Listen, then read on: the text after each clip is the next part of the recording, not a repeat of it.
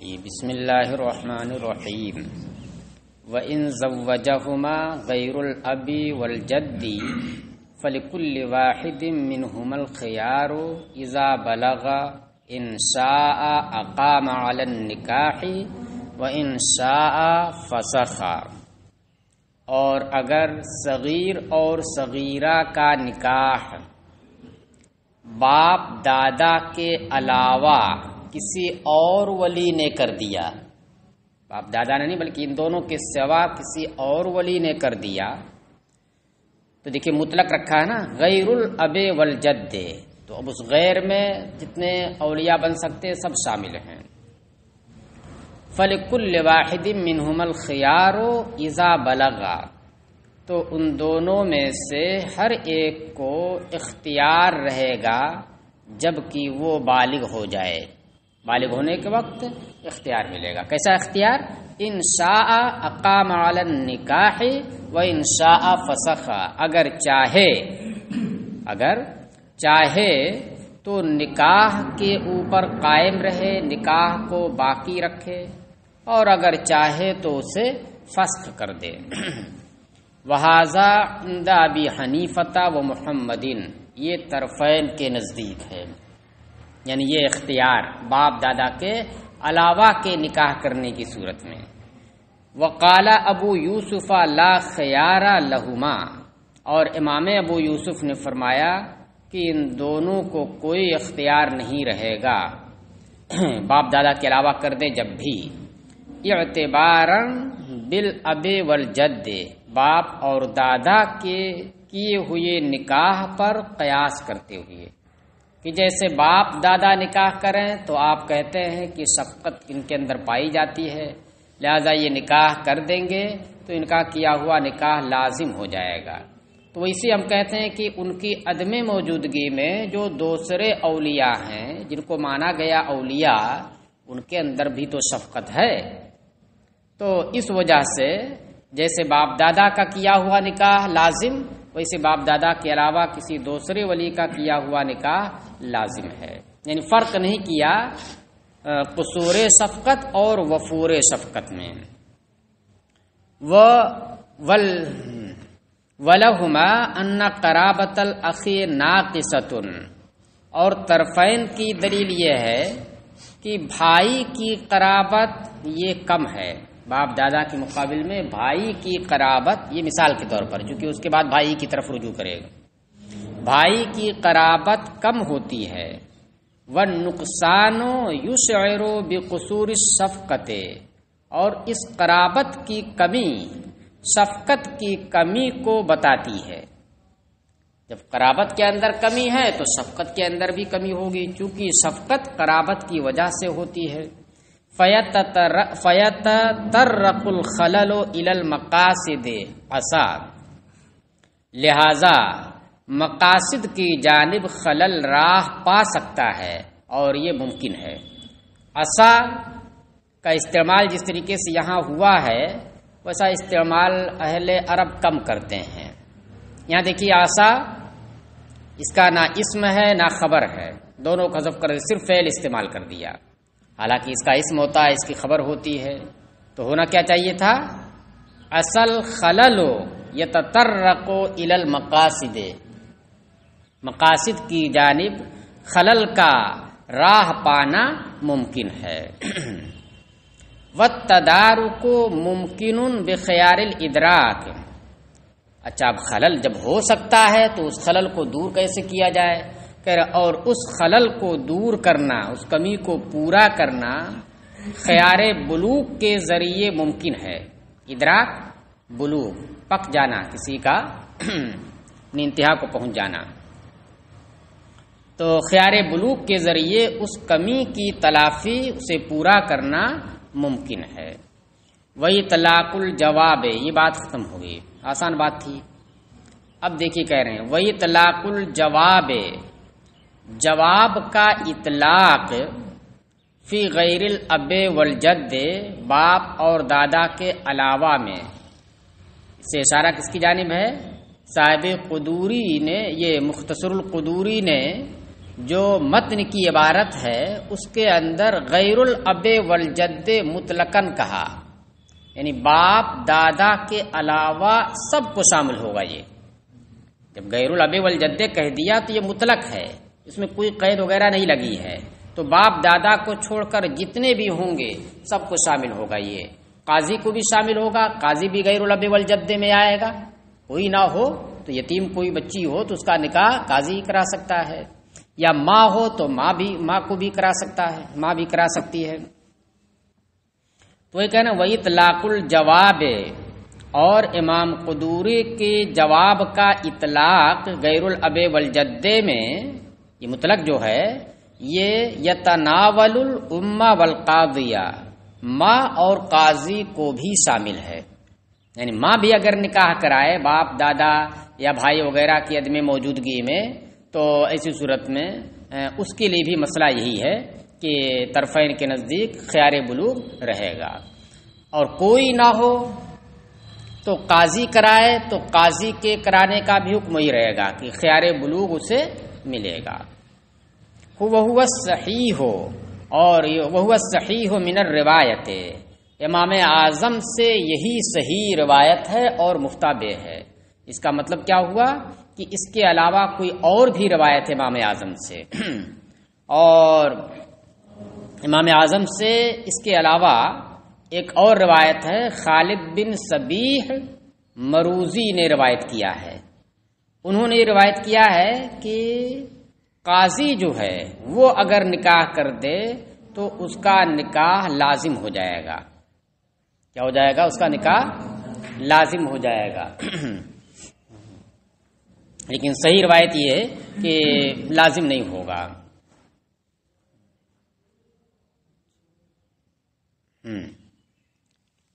وَهُوَ الصَّحِيحُ مِنَ الرِّوَایَتِ، اور یہی صحیح روایت ہے امام اعظم سے۔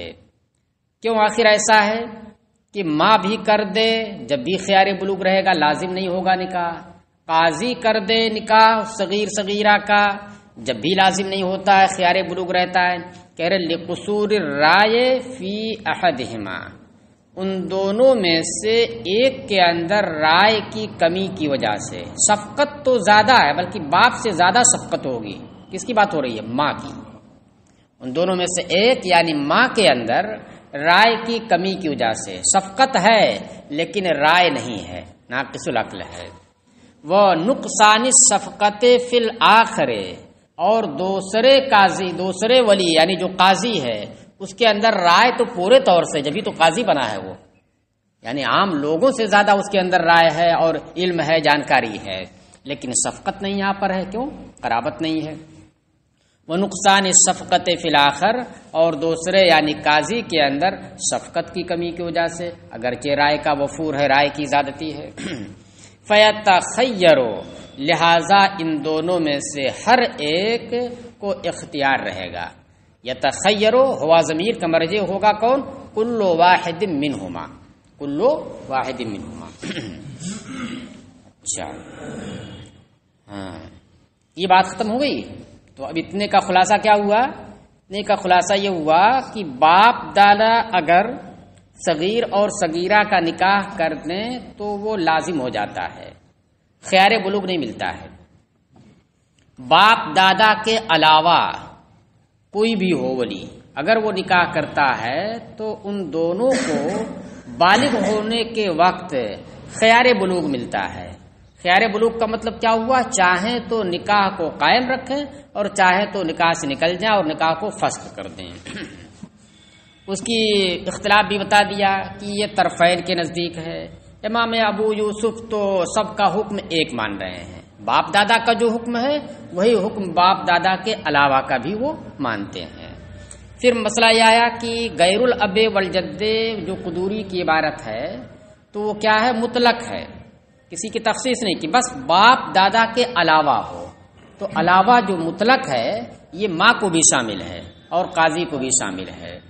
اب ماں کو بھی شامل ہے، یعنی ماں بھی اگر نکاح کرا دے اپنی بچی کا یا اپنے چھوٹے بچے کا تو وہ لازم نہیں ہوتا بلکہ خیار اسے رہتا ہے۔ آخر ایسا کیوں؟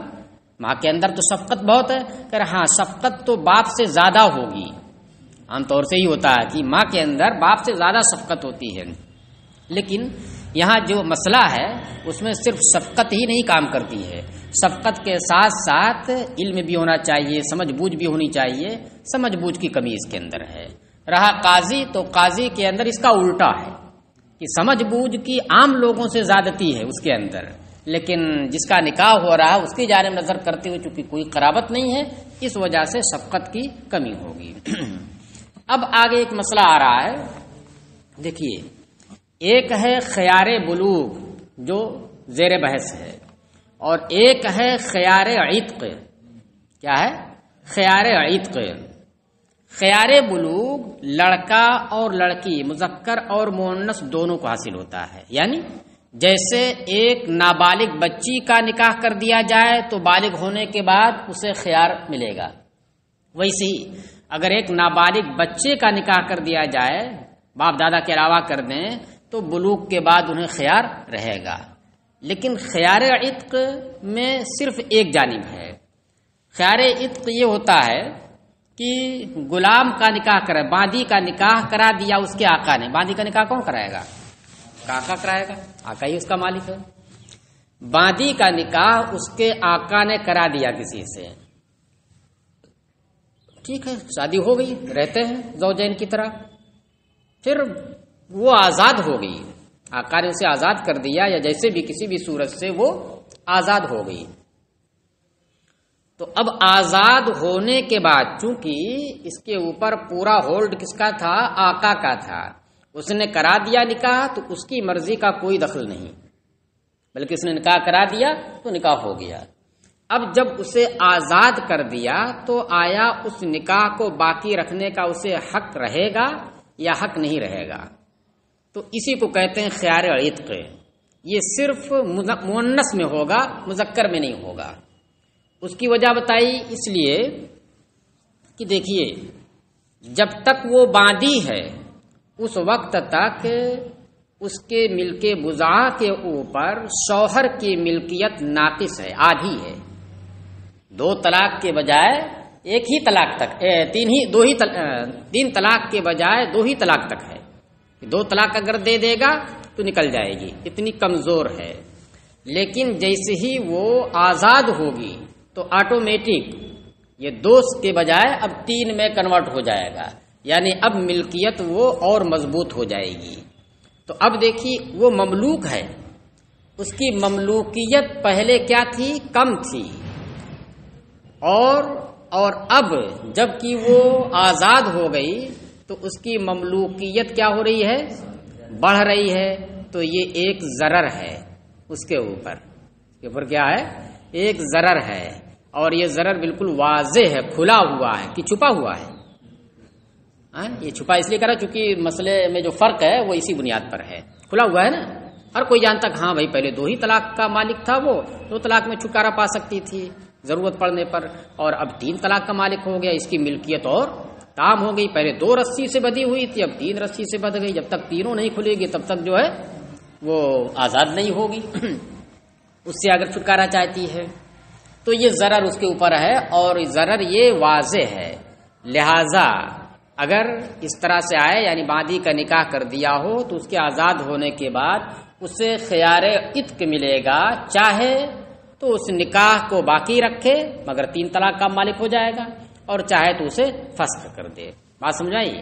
تو دیکھیے، ایک جانب ہے خیار بلوغ اور ایک جانب ہے خیار عتق، دونوں میں فرق ہے۔ یہاں پر فرق یہ ہے کہ خیار عتق کے اندر چونکہ ضرر واضح ہے، چھپا ہوا نہیں ہے کہ چھپا ہوا ہے۔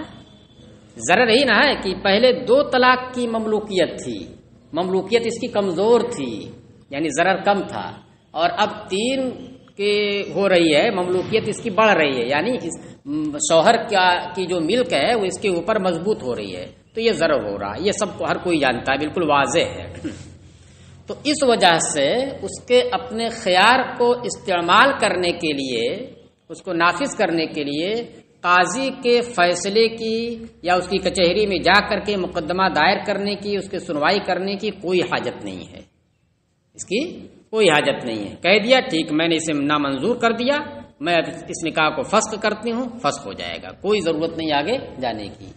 لیکن اگر خیار بلوغ ہے، نابالغ سے بالغ ہوا اور وہ کہہ رہا ہے کہ میں نے اس نکاح کو فسخ کیا، تو اتنی ہی پر بس نہیں ہوگا، بلکہ قاضی کے پاس مقدمہ دائر کرنا پڑے گا۔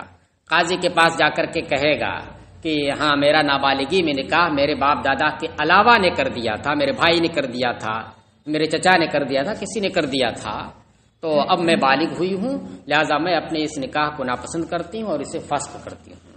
تو اب قاضی سنوائی کر کے فسخ کا حکم دے گا، تب فسخ ہوگا، ویسے فسخ نہیں ہوگا۔ فرق کیا ہوا؟ فرق یہ ہوا کہ یہاں پر تو ضرر واضح ہے، لہذا اب وہاں پر مقدمہ اور جھگڑا خصم بننے کی کوئی ضرورت نہیں ہے۔ جب بالکل کھلا ہوا ہے تو اس میں کون سی بات ہے؟ کھلا ہوا ہے تو وہاں پر قاضی کے پاس جانے کی کیا ضرورت ہے؟ الزام تو ہے نہیں، بالکل واضح ہے، ہر کوئی دیکھ رہا ہے۔ لیکن اس میں اگر وہ اختیار کرتی ہے تو اس میں صرف یہی نہ ہوگا کہ جو مصلحت نکاح ہے اس کے اندر لگتا ہے کہ ولی ابعد نے شفقت کا مظاہرہ کم کیا ہے، شفقت کا مظاہرہ کم کیا ہے، بہت سٹیک شوہر نہیں اس نے چنا ہے، یا بہت ہی مناسب پورے طور سے بیوی اس نے اس کی نہیں چنی ہے۔ تو یہ چیز کیا ہے؟ یہ ظاہر نہیں ہے، یہ وہی محسوس کر سکتی ہے یا وہی محسوس کر سکتا ہے کہ وہ اس کے حق میں بہتر ہے یا بہتر نہیں ہے۔ تو اب اگر وہ فسخ کر رہا ہے تو فسخ کرنے کا مطلب کیا ہوا کہ ایسے ضرر کا وہ دعویٰ کر رہا ہے یا کر رہی ہے جو ضرر متحقق نہیں ہے سب کی نظر میں، ہاں اس کا سبب پایا جا رہا ہے۔ وہ سبب کیا تھا؟ چونکہ ولی ابعد تھا جس کے اندر شفقت کی کمی تھی، اس لیے ممکن ہے کہ اس نے جو ہے کمی کی ہو، پورے طور سے اس پر مہربانی نہ کی ہو، تو اس وجہ سے اس کا یعنی ضرر کا یہاں پر متحقق ہونا طے نہیں بلکہ موہوم ہے۔ اور جب وہ موہوم ہے تو ایک طریقے سے کہہ لیجیے کہ ضرر کو جہاں دور کرنا ہے اس ضرر موہوم کو، وہیں پر الزام بھی ٹھوکنا اس کے اوپر ہے۔ یہ کہہ سکتا ہے شوہر، یا ادھر سے ہے تو یہ لڑکی کہہ سکتی ہے کہ نہ میں اسے نہیں مانتی ہوں یا میں اسے نہیں مانتا ہوں، ایسی کوئی کمی میرے اندر نہیں ہے، انکار کر سکتا ہے۔ لیکن خیار عتق والے میں شوہر کہہ سکتا نہیں نہیں کہاں، پہلے بھی دو تھا اب بھی دو ہی ہے، نہیں کہہ سکتا ہے۔ تو اس وجہ سے خیار بلوغ اگر استعمال کرے کون؟ یہی دونوں میں سے کوئی ایک بالغ ہونے کے بعد، تو یوں ہی فسخ نہیں ہوگا بلکہ قاضی کے پاس مقدمہ دائر کرنا پڑے گا، قاضی فیصلہ کرے گا تب جا کر کے فسخ ہوگا۔ وَيُشْتَرَطُ فِيهِ الْقَضَاءُ، اور اس خیار بلوغ میں قاضی کے قضا کی شرط لگائی جاتی ہے، بخلاف خیار العتق، برخلاف خیار عتق کے۔ کیوں؟ لأن الفسخ ہونا لدفع ضرر خفی، اس لیے کہ فسخ یہاں پر نکاح کو فسخ کرنا یہاں پر یعنی خیار بلوغ میں ضرر خفی کو دور کرنے کے لیے ہے۔ بعض شارحین نے یہاں پر یہ کہا کہ یہ ضرر خفی کو دور کرنے کے لیے بھی کہنا مناسب نہیں ہے، اس سے تو یہ سمجھ میں آ رہا کہ ضرر ہے مگر وہ مخفی ہے، یعنی ضرر متحقق ہے حالانکہ متحقق نہیں ہے، موہوم ہے۔ ہو سکتا ہے کہ کبھی کیا نام ہے بھائی نے نکاح کرا تو بہت اچھا رشتہ مل گیا، بہت اچھا نکاح اس نے کرا دیا ہو، تو کیسے آپ مان سکتے ہیں کہ باپ دادا کے علاوہ نے کیا تو ضرر ہے وہاں پر؟ نہیں، ہو سکتا ہے کہ ضرر نہ ہو، ہاں موہوم ہے، ہو سکتا ہے کیونکہ اس کا سبب پایا جا رہا ہے قصور قرابت، جو سبب ہے کس کا؟ قصور شفقت کا۔ تو اس لیے بات ساری نکاح یہاں پر کہ کیا ہونا چاہیے تھا؟ لدفع ضرر خفی نہیں، لدفع ضرر موہوم یا غیر محقق، کہ ایسے ضرر کو دور کرنے کے لیے یہ ہے فسخ کرنا جو محقق نہیں ہے سب کی نظر میں، موہوم ہے۔ وہو تمکن الخلل، اور وہ ضرر کیا ہے یہاں پر ملکیت کی زیادتی نہیں ہے جیسا کہ خیار عتق میں تھا، بلکہ یہاں پر خلل وہ ہے یہ خلل کا واقع ہونا ہے مصلحت نکاح کے اندر، نکاح کے جو مفاد ہیں اس کے فوائد ہیں ان کے اندر کمی کا ہونا ہے۔ وَلِهَذَا يَشْمَلُ الذَّكَرَ وَالْأُنثَى یہ ضرر تمکن خلل ہے، زیادتی ملکیت نہیں ہے، اسی وجہ سے کہ یہ تمکن خلل ذکر اور انثی، مذکر اور مؤنث دونوں کو شامل ہو رہا ہے، یعنی یہ خیار بلوغ جو ہے دونوں کو شامل ہو رہا ہے، مذکر کو بھی اور مؤنث کو بھی، کیونکہ یہ خلل کا واقع ہونا، مصلحت نکاح کے اندر کمی ہونا، یہ مذکر کے اندر بھی ہو سکتا ہے اور مؤنث کے اندر بھی ہو سکتا ہے۔ یہ ہو سکتا ہے اس سے سنتشٹ نہ ہو، اور ادھر سے بھی ہو سکتا ہے کہ یہ لڑکی اس سے سنتشٹ نہ ہو، دونوں جانب سے ہو سکتا ہے۔ اور رہی بات ملکیت کی زیادتی، تو ملکیت کی زیادتی کا معاملہ یہاں پر نہیں ہے۔ فَجُعِلَ الزامن، اس لیے جب وہ ضرر واضح نہیں ہے، محقق نہیں ہے، موہوم ہے، تو اس وجہ سے جعل الزامن، اس کے اس فسخ کرنے کو، جعل کے اندر ہوا ضمیر نکلی کہ مرجع الفسخ ہوگا، اس کے فسخ کرنے کو دوسرے کے حق میں الزام قرار دیا جائے گا، یعنی ضرر موہوم کو دفع کرنا تو ہے ہی، اور ساتھ ہی ساتھ چونکہ ضرر محقق نہیں ہے تو اس وجہ سے ایک طریقے سے اس کے اوپر الزام دھرنا بھی ہوگا، اور جب الزام دھرنا ہوگا تو یوں ہی معاملہ فائنل نہیں ہو جائے گا آپ کے کہہ دینے سے، اب قاضی کے پاس جانا پڑے گا، وہاں جانچ پڑتال ہوگی۔ اچھا، دوسرے کے حق میں کون؟ جو ولی ہے جس نے نکاح کرایا، اس کے اوپر آ رہا ہے کہ اس کے اندر کمی ہے، یعنی تب کہاں جائے گا؟ جس نے نکاح کرایا اس کے اوپر کہ اس نے جو ہے شفقت کا مظاہرہ کم کیا ہے، غیر مناسب میں میرا رشتہ اس نے کر دیا۔ ہاں، اس لیے کہ یہ جو مسئلہ فرض کیا گیا ہے کہ ضرر خفی ہے، یہ موہوم ہے، یہ کیوں؟ اس لیے کہ یہ نکاح یہ مسئلہ جو فرض کیا گیا ہے وہ کون سی صورت؟ وہ صورت ہے جب کہ باپ دادا کے علاوہ نے جو نکاح کیا ہے اس میں ظاہری کوئی کمی نہ ہو، محقق کمی نہ ہو۔ محقق کمی کیا ہو سکتی ہے؟ غیر کفو میں کر دینا، غیر کفو میں کر دیا تو محقق ہے، بالکل واضح ہے کمی ہے، یا ایک ہی مہر مثل سے کم مہر مقرر کر دیا انہوں نے تو یہ بھی بالکل ظاہر ہے، تو اس صورت میں تو نکاح ہی نہیں ہوگا، اس صورت میں تو نکاح نافذ ہی نہیں ہوگا۔ ہاں، یہ سب چیزیں کمی نہ رہیں بلکہ مہر صحیح ہو، کفو میں کیا ہو، ظاہری طور پر کوئی کمی نہیں، کوئی خلل نہیں ہے، باطنی خلل ہے جو ان میں سے کوئی ایک محسوس کر سکتا ہے۔ تو اس وجہ سے چونکہ وہ باطنی خلل ہے اور موہوم ہے، لہذا اس کی جانب سے مانا جائے گا کہ یہ دوسرے کے حق میں الزام ہے۔ فَيَفْتَقِرُ إِلَى الْقَضَاءِ، اور جس صورت میں الزام بھی بن رہا ہو، الزام کی بھی صورت بن رہی ہو تو قاضی کے قضاء کی ضرورت پڑے گی۔ وہ خیار العتق لدفع ضرر جلی، اور خیار عتق میں قاضی کی قضاء کی ضرورت نہیں، یوں ہی بات کہہ دے کہ مجھے یہ نکاح نامنظور ہے، میں اسے فسخ کرتی ہوں، ہو جائے گا، ختم ہوئی۔ تو کہہ رہی اس کی وجہ یہ ہے کیونکہ خیار عتق یہ ضرر جلی کو دور کرنے کے لیے ہے، ہر کوئی محسوس کر رہا، دیکھ رہا ہے، وہ زیادت الملک علیہا، اور وہ اس معتقہ جو باندھی تھی پہلے اس کے اوپر ملک کا زیادہ ہونا ہے، ملکیت بضاعہ کا شوہر کی جانب سے زیادہ ہونا ہے۔ وَلِہَٰذَا يَخْتَصُّ بِالْأُنثَىٰ، تو وہاں پر کیا چیز ہے کمی؟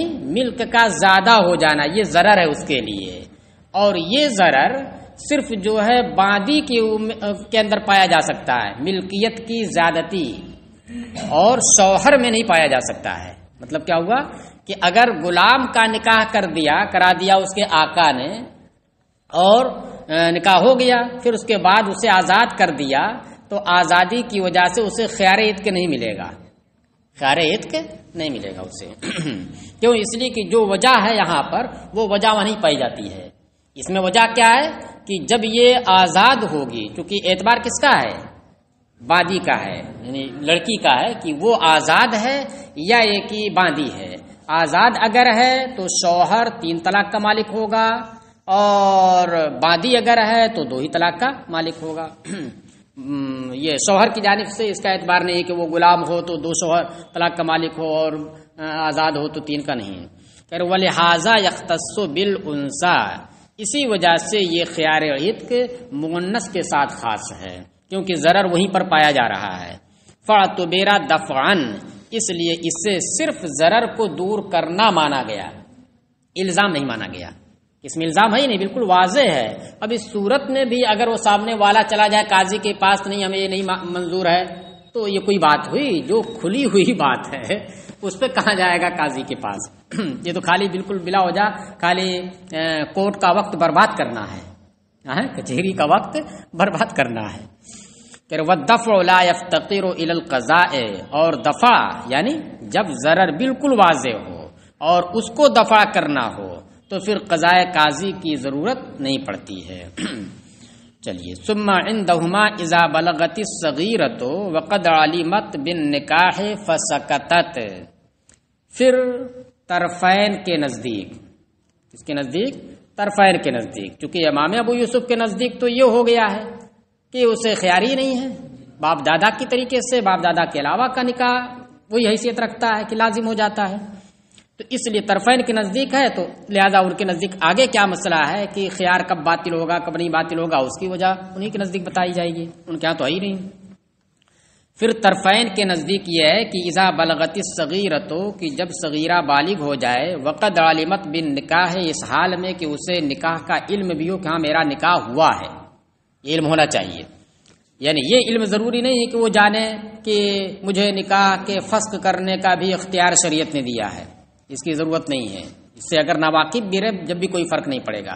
ہاں یہ جاننا ضروری ہے کہ اسے معلوم ہو کہ میرا نکاح میرے ولی نے کر دیا ہے، کیونکہ اسی نکاح کو فسخ کرنے نہ کرنے کا مسئلہ ہے، تو جب اسے جانے گی جبھی نہ اس کے اوپر حکم لگائے گی کوئی، اور جانے گی ہی نہیں تو کیا کرے گی۔ چلیے کہ کیا فرمایا ان دونوں کے نزدیک، جب صغیرہ بالغ ہو جائے اس حال میں کہ اسے نکاح کا علم ہو، فسکتت، اور پھر وہ خاموش رہے، فہو رضا، تو یہ رضا ہے اس کی جانب سے۔ وَإِلَّمْ تَعْلَمْ بِالنِّكَاحِ فَلَهَا الْخِيَارُ حَتَّى تَعْلَمَ فَتَسْكُتَ، اور اگرچہ اسے نکاح کا علم نہ ہو، وَإِلَّمْ تَعْلَمْ بِالنِّكَاحِ، اگرچہ اسے نکاح کا علم، اگر اسے نکاح کا علم نہ ہو، فَلَهَا الْخِيَارُ، تو اسے خیار رہے گا کب تک؟ حَتَّى تَعْلَمَ فَتَسْكُتَ، یہاں تک کہ وہ جانے اور خاموش رہے، جب تک جان کر خاموش نہیں رہے گی اس وقت تک اس کی یہ خاموشی رضا نہیں مانی جائے گی، جاننا ضروری ہے۔ شرط العلم باصل النکاح، یہاں پر دیکھیے اصل نکاح کے علم کی شرط لگائی ہے، کس نے؟ یہ فعل ماضی معروف ہے، مجہول پڑھ دیے تھے ہے نا، تم کو دیکھ لینا چاہیے بین السطور کو بھی، بین السطور میں کیا دیا ہے؟ الامام محمد، فاعل ذکر کر دیا ہے نا۔ شرط العلم باصل النکاح، امام محمد نے جامع صغیر کے اندر اصل نکاح کے علم کی شرط لگائی ہے، اصل نکاح کا علم اسے ہونا چاہیے، اب خاموش رہی تو خاموشی رضا مانی جائے گی۔ لأنها لا تتمكن من التصرف الا به، کیونکہ وہ بغیر اس کے، الا به بغیر اصل نکاح کے علم کے تصرف کر ہی نہیں سکتی ہے، جب آدمی جانے گا جبھی نہ تصرف کرے گا۔ والولی یتفرد به، اب رہی یہ بات کہ ایسا کیسے ہو سکتا ہے کہ اسے جانکاری ہی نہ ہو، ولی نکاح کرا دے اور اسے بتائے نہ، اسے ضرور بتانا چاہیے، تو اس کو کہہ رہے ہیں والولی یتفرد به، اور ولی اس میں متفرد ہے، مستقل ہے، یعنی نکاح کرانے کے وقت اس کے لیے نہیں کہ جا کر کے صغیرہ کو بتائے کہ تمہارا نکاح میں فلاں سے کرنے جا رہا ہوں، نہیں، بالکل متفرد ہے، کر دیا اس نے، بتایا بھی نہیں، تو کوئی ضروری نہیں ہے کہ جب اس نے کر دیا ہو تو بتایا بھی ہو، یعنی یہ ممکن ہے کہ وہ نہ بتائے کیونکہ وہ متفرد ہے، بتانا ضروری ہے نہیں۔ والولی یتفرد به، اور ولی اس نکاح کرانے میں متفرد ہے، بالکل مستقل ہے، اس لیے یہ سب کہنے کا مطلب یہ ہے کہ ایسا ممکن ہے کہ اسے اپنے نکاح کا علم نہ ہوا ہو، فعذرت بالجہل، لہذا اپنے نکاح سے ناواقف ہونے کی وجہ سے اسے معذور رکھا جائے گا۔ ولم یشترط العلم بالخیار، اور اختیار کے علم کی شرط نہیں لگائی ہے کہ اختیار بھی جانے کی مجھے شریعت نے اختیار دیا ہے، کہ اس کی شرط نہیں ہے، کیوں شرط نہیں ہے؟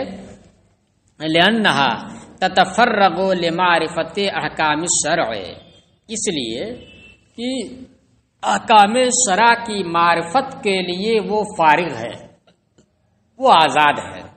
وہ کیا ہے؟ لڑکی آزاد ہے، اور آزاد ہونے کے ساتھ ساتھ یہ مسئلہ کہاں فرض کیا گیا ہے؟